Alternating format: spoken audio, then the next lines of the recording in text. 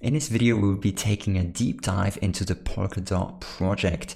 Polkadot is a framework that allows for interoperability between a lot of blockchains. I think that is super fascinating. So in this video, I'll be talking about how Polkadot works, what relay chains, parachains, what fishermen have to do with Polkadot, as well as the benefits that Polkadot can bring to the entire cryptocurrency space. My name is Kierin and I'll be your guide on your DeFi adventure. The space is filled with hacks, scams, people out there trying to grab your money away from you, and I want to be your map and compass to make sure that you reach your goal of financial independence. What is Polkadot? Well, Polkadot is a project by the Web3 Foundation, and it acts as a framework to allow developers to build and join blockchains with each other. It creates interoperability between blockchains. So it's actually super exciting because at the moment, if you've got a token or you're using a dApp on a certain blockchain, you cannot actually interact with a dApp or a token on another blockchain because they're using different technology stacks. The different types of blockchains that just can't communicate with each other. And Polkadot will make this possible, as Polkadot facilitates cross-chain communication and interoperability by connecting multiple blockchains and unifying the network, thus unifying the whole cryptocurrency space.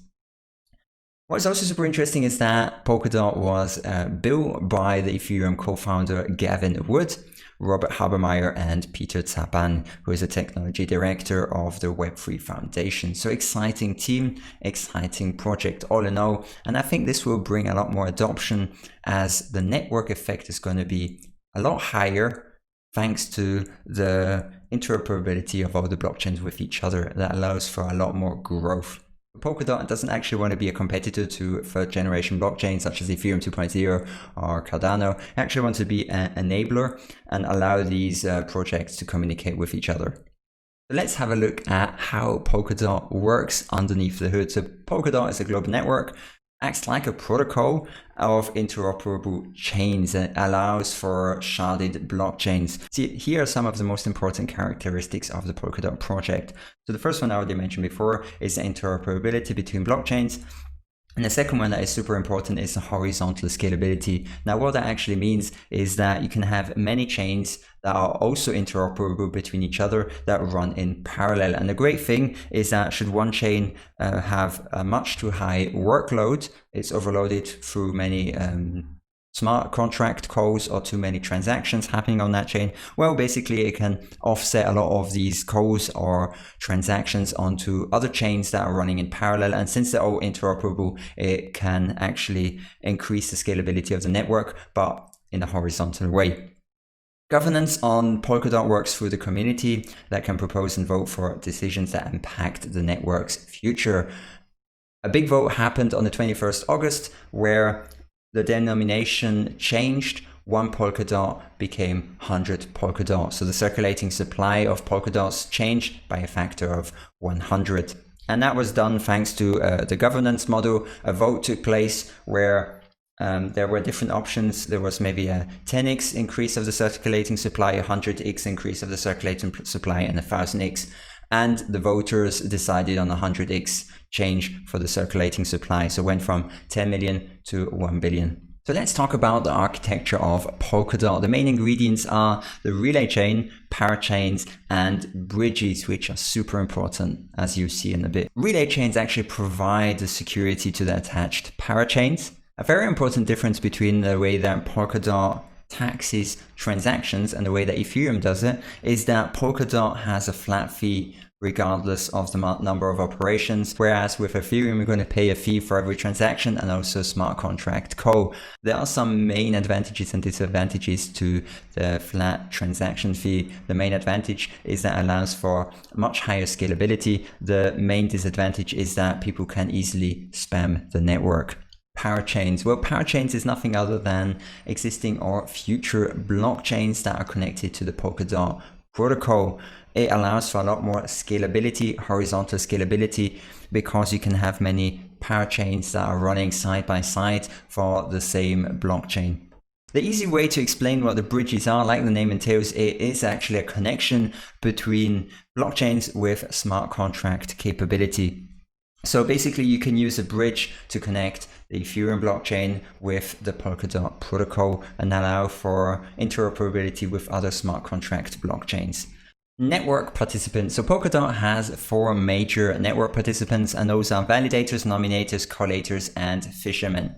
Now, these names might seem a bit abstract, so let's start with the validators. Validators, very similar to many other proof-of-stake blockchains, they allow for blocks to be finalized. And in the case of Polkadot, the blocks are finalized on the relay chain.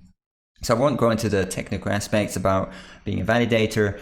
The same with Ethereum 2.0, you have to add stake in order to become a validator, and you can earn a reward by staking DOT in this case for the Polkadot protocol. So collators maintain a full node of their respective parachain. So basically they're in their own blockchain, they send all the necessary information to create a new block and execute transactions. You can compare collators with miners in a proof-of-work blockchain. So what they basically do is they move transactions from the output queue of the source parachain, one blockchain, to the input queue of the destination parachain. And this allows for a lot of interoperability between different blockchains. The nominators contribute to the security bond of a validator. You do have some risk if you do that. Basically, if the validator acts maliciously, you can lose your security bond. Or if the validator is good, you can earn some return on investment. So basically, you're making sure that all the validators are good in the network. You're voting for different validators. Fishermen are types of bounty hunters. They actually look for malicious behavior during the block offering process. And if they catch some malicious behavior, they actually get a reward for that. They have to deposit a certain amount of funds, but they can withdraw at any time. That's just to prevent Sybil attacks as a type of attack on the network. So let's talk about the possibilities of Polkadot parachains. So we can expect a number of super interesting chains to pop up as soon as the network flourishes a lot more. So you can have general purpose chains with Wasm smart contracts, Edgeware, Shard, Cherry Testnet, Shasper on Substrate. You can have transaction chains that allow people to send transactions to each other with monetary value, such as Blink Network. You've got Oracle chains such as Chainlink. They get real world data, which is put into code and fed to smart contracts that allows for price feeds, that allows for weather data on smart contracts, and a lot more real world data. Identity chains, like the name says, it allows people to have an identity, an account, allows people to connect with different blockchains or dApps and so on. So you've got an example here, Speckle OS, file storage chains, which would allow you to store data on that particular chain in a decentralized manner. Data curation networks that connects all file storage chains into curated data sets that would allow you to filter through many different data sets on a decentralized data curation. You can maybe imagine a lot of data stored on the file storage chains, and it could be searched thanks to a data curation network. So Ocean Protocol is an example for that.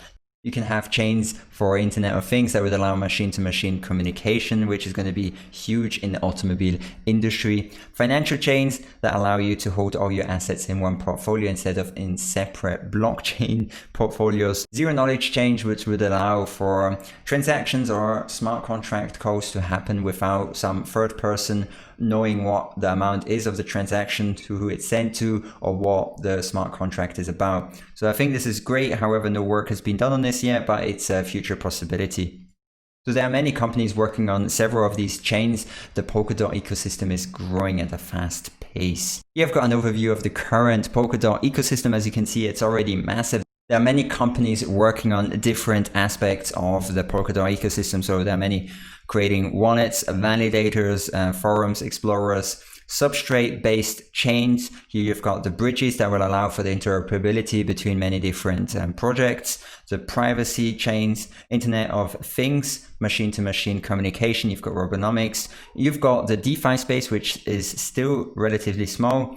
Oracle, gaming, data, scaling, and others. So there are way too many projects for me to cover in this video, but if you're interested, leave it down below and I'll start looking at a few of these projects because I'm interested in everything cryptocurrency, everything DeFi. So this does look super exciting and I'm looking forward to what's going to happen in the future with the Polkadot ecosystem. There has been also some great news with Polkadot and Switzerland.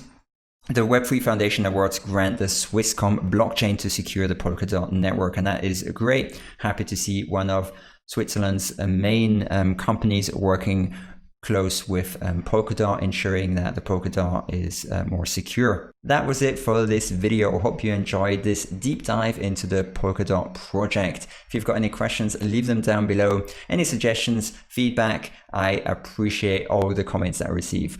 That said, I wish you a fantastic day and I'll catch you in the next video. Have a good one. Bye bye.